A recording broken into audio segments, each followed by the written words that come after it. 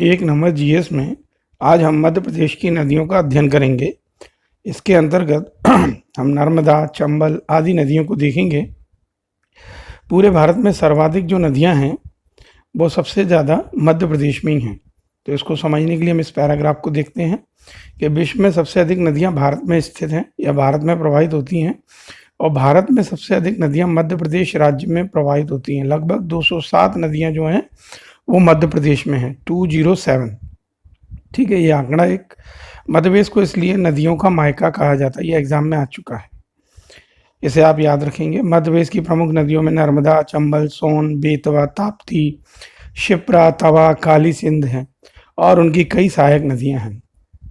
तो आज हम पहली नदी देखेंगे, नर्मदा नदी। तो नर्मदा नदी जो है वो मध्य प्रदेश के अनूपपुर जिले के अमरकंटक पर्वत से निकलती है। तो जो अनूपपुर जिला है वहाँ पे पुष्पराजगढ़ तहसील है, तो वहाँ से ये निकलती है। अब इसमें पुष्पराजगढ़ तहसील नहीं लिखा होगा तो आप उसे याद रखेंगे। इसे मध्य प्रदेश की जीवन रेखा भी कहते हैं। नर्मदा नदी 3 राज्यों मध्य प्रदेश, महाराष्ट्र, गुजरात में प्रवाहित होती है। लगभग इसकी कुल लंबाई मतलब 1312 किलोमीटर है, जो पूरे तीनों राज्यों को मिला के बोली गई है। और ये प्रवाहित होती हुई खंबात की खाड़ी यानी अरब सागर वाले इलाके में जाके गिर जाती है। और ये डेल्टा नहीं बनाती, ये एस्चुरी बनाती है। एस्चुरी को हिंदी भाषा में ज्वर नदमुख कहते हैं।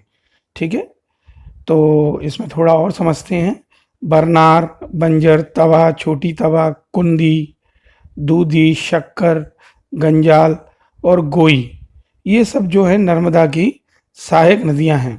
यहाँ तक कि नर्मदा के 2 किनारे होते हैं, बाएं और दाएं। तो ये जो नदियां मैंने अभी अभी बताई आपको, बाईं ओर से उसको टच करती हैं या उसको स्पर्श करती हैं। और जबकि हिरनी, तिंदोनी, बरना, कोलार, मान, ऊटी, हथनी, ये दाईं ओर से उसको स्पर्श करती हैं, यानी उसकी सहायक नदियां हैं। तो नर्मदा में कुल 41 से ज़्यादा नदियां, 41 नदियां जो हैं सहायक नदियां हैं। तो ये अपने आप में एक बहुत बड़ी बात भी है कि नर्मदा नदी की सबसे ज़्यादा सहायक नदियां भी हैं। इंदिरा सरोवर जो बांध है वो खंडवा में है। सरदार सरोवर बांध जो है वो नवागाम, गुजरात, विश्व का दूसरा सबसे बड़ा बांध है। और महेश्वर परियोजना जो है वो महेश्वर, खरगोन में है। ओंकारेश्वर आदि नर्मदा नदी पर बने प्रमुख बांध हैं। इसके अलावा अमरकंटक, जबलपुर, नरसिंहपुर, बड़वानी, झाबुआ, होशंगाबाद, महेश्वर आदि जो नगर हैं वो नर्मदा नदी के किनारे बसे हुए हैं। तो नर्मदा नदी जो है मध्य प्रदेश के बीचों बीच से निकलती है और आधे से ज़्यादा मध्य प्रदेश जो है वो नर्मदा नदी के किनारे है। नर्मदा नदी की कुल लंबाई मैंने आपको बताई थी 1312 है, जो मध्य भारत की 5वीं सबसे लंबी नदी है। 1312 कुल लंबाई है, जबकि मध्य प्रदेश में केवल 1077 किलोमीटर ही प्रवाहित होती है। नर्मदा नदी को अन्य नामों से जाना जाता है, जैसे रेवा है, नामोदास है, शंकरी है, सुगो देवी है, मैकाल सुता है, ऐसे अन्य नामों से भी इसे जाना जाता है। इसके अलावा दादी जलप्रपात, दर्दी कहते हैं, ये दादी गलत लिखा है, दर्दी जलप्रपात, मंदार जलप्रपात, कपिल धारा, ठीक है, धुआंधार जलप्रपात जो भेड़ाघाट है, सहस्त्र धारा जलप्रपात, दुग्ध धारा जलप्रपात, ये सब नर्मदा नदी पर स्थित जलप्रपात हैं। ठीक है ना।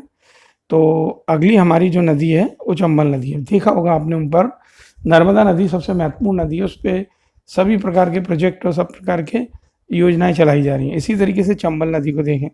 चंबल नदी का जो उद्गम स्थल है वो इंदौर जिले में जाना पावा पहाड़ी से होता है, जो यमुना नदी की एक प्रमुख सहायक नदी है। मतलब ये इटावा के पास जाकर यमुना नदी में मिल जाती है। जैसे वो खंबात की गाड़ी में गिरती है, उस तरीके से चंबल नदी एंड तक समुद्र तक नहीं जाती, वो गंगा नदी में जाके मिल जाएगी। फिर गंगा उसके आगे, सॉरी यमुना उसके आगे उसको लेके जाएगी, गंगा नहीं यमुना, फिर यमुना जाके गंगा में मिल जाती है। ठीक है। इसके अलावा इसमें हम जान लेते हैं, इसकी पार्वती है, बनास है, काली सिंध है, ये सब इसकी सहायक नदियां हैं। इसकी कुल लंबाई 965 किलोमीटर है, जिसमें 650 किलोमीटर मध्य प्रदेश में है, बाकी फिर राजस्थान और यूपी में जाती है। चंबल मध्य प्रदेश की दूसरी सबसे बड़ी नदी है।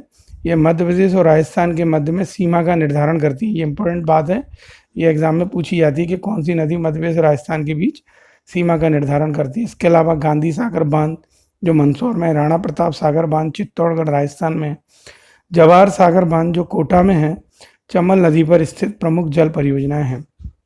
ठीक है। इसके अलावा एक चूलिया जलप्रपात है जो मंदसौर में है, वो भी चंबल नदी पर है। इसके अलावा मंदसौर, कोटा, चित्तौड़गढ़, मुरैना, इटावा आदि जो शहर हैं वो चंबल नदी के किनारे बसे हुए हैं। अगली जो नदी है उसका नाम है सोन नदी। सोन नदी अनूपपुर जिले के अमरकंटक से ही बहती है, पर ये बड़ी विचित्र नदी है। ये नर्मदा के पैरेलल न जाते हुए उल्टी दिशा में चल देती है बिहार की साइड, यूपी और बिहार की साइड, और जबकि नर्मदा जो है वो गुजरात वाली साइड में चलती है, मतलब गुजरात मतलब पश्चिम की ओर, और ये चल देती है उत्तर की ओर। ये नदी मध्य प्रदेश के बिहार और उत्तर प्रदेश में प्रवाहित होती हुई पटना के समीप गंगा में समा जाती है। सोन नदी एकमात्र नदी है जो दक्षिण दिशा से आकर गंगा में समाहित होती है। ठीक है, इसकी कुल लंबाई 780 किलोमीटर है। जोहिला, बनास, गोपद और रिहंद इसकी सहायक नदियां हैं। ठीक है, मध्य प्रदेश में शहडोल जिले में सोन नदी पर निर्मित बाण सागर परियोजना मध्य प्रदेश में, और उत्तर प्रदेश और बिहार की यह संयुक्त परियोजना है। इसके अलावा एक सोनपुर का मेला लगता है जो पशुओं का मेला है, वो भी इसी नदी के किनारे लगता है बिहार में। अगली नदी है हमारे पास ताप्ती नदी। मध्य प्रदेश के बैतूल जिले के मुल्ताई नामक पहाड़ी से ये निकलती है ताप्ती, मुल्ताई, ये याद कर लीजिएगा। इसकी कुल लंबाई 724 किलोमीटर है। ये नदी मध्य प्रदेश, महाराष्ट्र और गुजरात में प्रवाहित होते हुए सूरत के निकट खंबात की खाड़ी यानी वो अरब सागर में जाके गिरती है। नर्मदा की भांति ये नदी भी डेल्टा न बनाकर ऐश्वरी का हिंदी लिखा है ज्वार नदमुख का निर्माण करती है। पूर्णा, शिखा, वो शिवा लिखा है, वैसे मेरे हिसाब से शिखा है जी, बोरी आदि ताप्ती की सहायक नदियां हैं। ठीक है, इसके अलावा इसमें अपर ताप्ती और लोअर ताप्ती मध्य प्रदेश और महाराष्ट्र की संयुक्त परियोजना है जो ताप्ती नदी पर स्थित है। ठीक है, अगली है हमारे पास में बेतवा नदी। बेतवा नदी को मध्य प्रदेश की गंगा भी कहते हैं। ये बहुत महत्वपूर्ण प्रश्न है, कई बार एग्जामों में आता रहा है। इसका पौराणिक नाम बेत्रावती, ये भी एग्जाम में आता है। तो मध्य प्रदेश के कुमरा गांव रायसेन से ये नदी निकलती है विंध्याचल पर्वत से, और बेतवा नदी का उद्गम होता है। ठीक है, तो कुमरा गांव रायसेन जो है विंध्याचल पर्वत श्रेणी में, वहाँ से ये नदी निकल रही है, और ये नदी मध्य प्रदेश, उत्तर प्रदेश में प्रवाहित होती है, और हमीरपुर के निकट यूपी में एक जगह है वहाँ यमुना नदी में समा जाती है। और मैंने अभी बताया था इसका पौराणिक नाम बेत्रावती, और इसको मध्य प्रदेश की गंगा भी कहते हैं। बहुत महत्वपूर्ण प्रश्न है। ठीक है, बेतवा नदी उत्तर प्रदेश और मध्य प्रदेश की मध्य सीमा का निर्धारण करती है। बीना, धसान, सिंध, मालिनी आदि बेतवा की सहायक नदियां हैं। भालकुंड जलप्रपात जो सागर में स्थित है, भालकुंड जलप्रपात जो सागर में स्थित है, वो इस बीना नदी पर स्थित है। वो बीना मतलब सागर बीना में, वो इसी पर है। ठीक है, इसके अलावा माता टीला डैम और राजघाट बांध मध्य प्रदेश और उत्तर प्रदेश की संयुक्त परियोजना भी इसी नदी पर स्थित है। ठीक है, अगली है हमारे पास छोटी छोटी नदियां, इनके बारे में ज़्यादा जानकारी नहीं आ पाती, तो जो जानकारी है वो मैं आपको देता जाऊंगा। तो अगली नदी है हमारे पास माही नदी। माही नदी जो है वो धार जिला मध्य प्रदेश में विंध्याचल पर्वत से निकलती है। ये नदी गुजरात के खंबात की खाड़ी में गिरती है। माही नदी भारत की एकमात्र नदी है जो कर्क रेखा को 2 बार काटती है। ये बहुत इंपॉर्टेंट बात है, आपको याद रखनी होगी ये वाली चीज़ कि कर्क रेखा को 2 बार काटने वाली हो। कहाँ से निकलती है? धार जिले से। ठीक है, अगली नदी है हमारे पास इसी श्रेणी में सिंध नदी। मध्य प्रदेश के गुना जिले के सिरोंज नामक स्थान से सिंध का उद्गम होता है। सिरोंज, ठीक है, सिरोंज आप याद रखिएगा। सिरोंज मध्य प्रदेश का जब गठन हुआ था ना, उस समय बहुत इसका नाम रहा था। ठीक है, चलिएगा सिरोंज। और उत्तर प्रदेश के निकट सिंध नदी यमुना नदी में समाहित हो जाती है। तो ज़्यादातर नदियाँ यमुना या गंगा में जाके मिल रही हैं।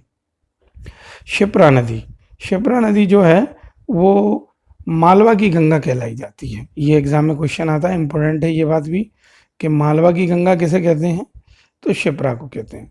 ये काकरी बर्डी नाम की एक जगह पहाड़ी है, वहाँ से ये निकलती है उज्जैन से, और उज्जैन देवास जिलों को क्रॉस करते हुए, मतलब इंदौर के समीप एक पहाड़ी काकरी बर्डी वहाँ से निकलती है, इंदौर देवास क्रॉस करते हुए चंबल नदी में समा जाती है।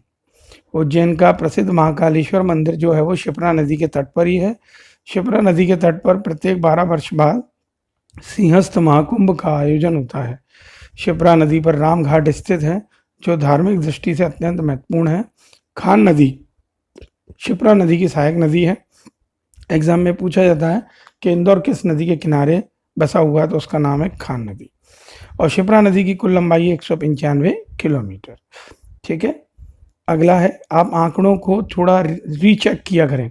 मान लीजिए मैंने बता दिया, हो सकता है मुझसे कोई गलती हो रही हो, तो उसे आप रीचेक करें और मुझे कमेंट्स बॉक्स में बताया करें। अगला है काली सिंध नदी। देवास जिले के मध्य प्रदेश के बागली गांव से, मतलब देवास में बागली गांव है, वहाँ से विंध्याचल पर्वत से काली सिंध नदी निकलती है। इस नदी की कुल लंबाई 150 किलोमीटर है और राजस्थान में जाके चंबल में मिल जाती है। अगली नदी हमारे पास तवा नदी है। पचमढ़ी के निकट महादेव पर्वत की कालीभीत पहाड़ियों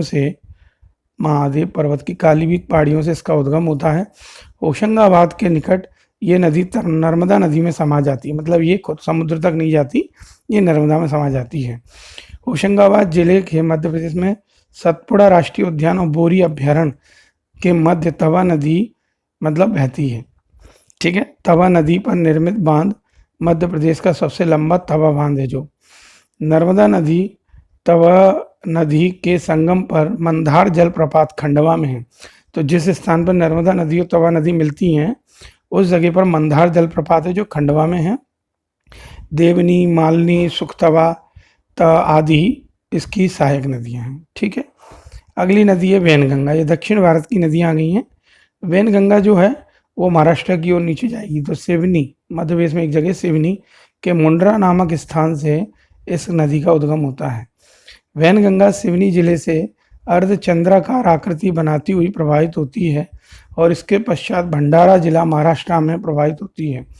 बरदा नदी में समाहित हो जाती है। बरदा भी दक्षिण भारत की नदी है, उसमें जाके मिल जाती है। वैनगंगा की सहायक नदियों में कान्हा, कानन, पैंच और चुलबंद, चंदन, बांधड़ी आदि नदियां हैं। वैनगंगा और बरदा नदी जहाँ मिलती हैं उस जगह का नाम है प्राणहिता। इसके पश्चात वैनगंगा नदी गोदावरी में समा जाती है जो दक्षिण भारत की गंगा कहलाई जाती है। ठीक है, थोड़ी सी एक लाइन रह गई। सिवनी जिला के मध्य प्रदेश, सिवनी जिले में वैनगंगा नदी भीमगढ़ संजय सरोवर निर्मित है। तो भीमगढ़ संजय सरोवर बांध कहाँ पर स्थित है? तो सिवनी में है और वैनगंगा नदी पर है। ठीक है, अगली नदी हमारे पास है टोंस नदी। टोंस नदी जो है वो यहाँ पे दिया हुआ है कैमूर पर्वत श्रेणी, सैलाना जिला, ये गलत प्रिंट है यहाँ पे, सतना होना चाहिए। तो ये गलत प्रिंट हो गया यहाँ पे, सैलाना इस जगह सतना होना चाहिए। मध्य प्रदेश के कैमूर पर्वत श्रेणी से तमाशकुंड जलाशय से इसका उद्गम होता है। इसके पश्चात ये उत्तर पूर्व दिशा में प्रवाहित होती है और इलाहाबाद के निकट सिरसा नामक स्थान पर गंगा नदी में मिल जाती है। बीहड़ और बेलन इसकी प्रमुख सहायक नदियां हैं। जैसे ही बीहड़ बोला, बीहड़ रीवा के निकट का इलाका है और बीहड़ वहाँ पे बांध, वो बीहड़ जो है आपका चचई केवटी बीहड़ जो आपके जलप्रपात भी हैं। तो ये सतना होना चाहिए, ये गलत प्रिंट हो गया है यहाँ पे, तो आप इसको सही अपने हाथ से कर लीजिएगा, यहाँ पे अब ध्यान नहीं दे पाए इसलिए। अगला है कूनो नदी। पालपुर कूनो के नाम से आपने बहुत फेमस अभ्यारण्य भी पढ़ रखा होगा। यह मुरैना में कूनो नदी का उद्गम स्थल शिवपुरी के पठार से होता है। इसके पश्चात यह मुरैना के पठार को पार करती हुई चंबल नदी में समाहित हो जाती है। ठीक है, कैन नदी। कैन नदी का उद्गम स्थल विंध्याचल पर्वत से होता है। इसके पश्चात ये उत्तर दिशा में प्रवाहित होते हुए यमुना नदी में समाहित हो जाती है। कैन नदी की कुल लंबाई 427 किलोमीटर है, जिसमें से 292 किलोमीटर मध्य प्रदेश में बहती है और उसके बाद ये यूपी में प्रवेश है। अगली नदी है क्वारी नदी, बहुत फेमस है ये क्वारी नदी। क्वारी नदी का उद्गम स्थल भी शिवपुरी का पठार है और ये भिंड जिले में ये नदी सिंध नदी में समाहित हो जाती है, मतलब मध्य प्रदेश के बाहर ही नहीं जा पाती। अगली नदी का नाम है कान्हन नदी। ये नदी छिंदवाड़ा जिले के स्थित पठार के पश्चिमी भाग में कानन नदी का उद्गम स्थल है। यह वैनगंगा में दाईं ओर से समाहित होने वाली प्रमुख नदी है, मतलब वैनगंगा की सहायक नदी है। पैंच नदी कानन नदी की प्रमुख सहायक नदी है। इसका उद्गम सतपुड़ा पर्वत श्रेणी के दक्षिणी पठार से होता है। ठीक है, अगली नदी है हमारे पास बावनथड़ी नदी। सिवनी जिले के मध्य प्रदेश में बावनथड़ी का उद्गम स्थल है। इसके पश्चात ये दक्षिण की ओर प्रवाहित होती है, भंडारा जिले से मध्य महाराष्ट्र में प्रवेश करती है, मतलब दक्षिण की ओर जाने वाली नदियाँ हैं। अगली नदी हमारे पास में पार्वती नदी। पार्वती नदी रीवा पन्ना के पठार के उत्तरी ढाल सीहोर जो भोपाल के पास है कि पार्वती नदी निकलती है। तो सीहोर से निकलती है पार्वती नदी चंबल नदी की एक प्रमुख सहायक नदी है। तो मैंने इस नोट्स में कोशिश करी है कि कुछ मध्य प्रदेश की छोटी छोटी नदियाँ और उनके बारे में थोड़ी जानकारी दूँ। अगर आप इसमें और कुछ बढ़ाना या घटाना चाहते हैं तो मुझे बताएं, मैं इसमें और नया वीडियो और अपडेट कर दूंगा। ठीक है, धन्यवाद।